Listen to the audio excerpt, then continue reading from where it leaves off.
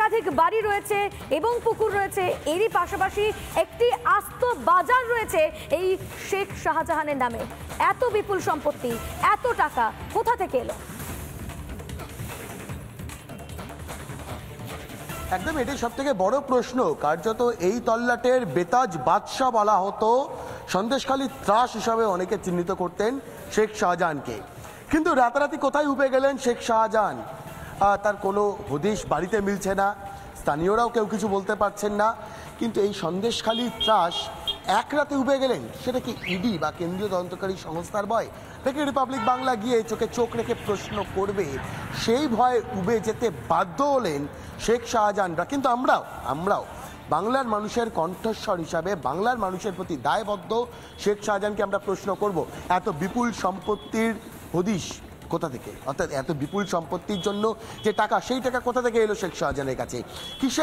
কিসের ব্যবসাতে এত বিপুল প্রাসাদ এবং 5টা বাড়ি তৈরি করা যায়, একটা গোটা মার্কেট তৈরি করা যায়? কিসের ব্যবসা করলে একাধিক ভেড়ির মালিক হওয়া যায়, বেতাজ বাদশাহ হওয়া যায়, ত্রাস হওয়া যায়? অনেকে আবার বলেন, মজা করে বলেন যে এখানে প্রশাসন বা পুলিশ সবটাই বোধহয় শেখ শাহজাহান।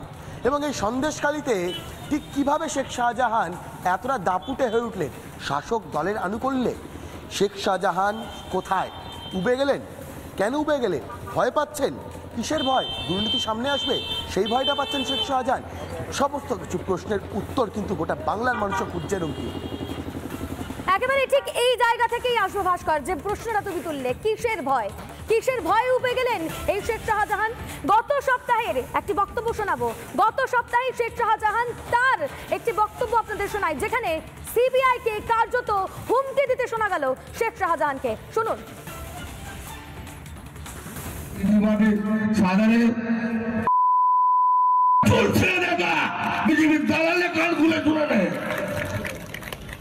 শুধু আমরা মানবতা দেখায়, ওই কাদির ছোড়েদের কথা শুনে যদি লাফালাফি করো, তাহলে আমাদের কিন্তু এবার তাপ ভাড়া কিন্তু শুরু করতে হবে।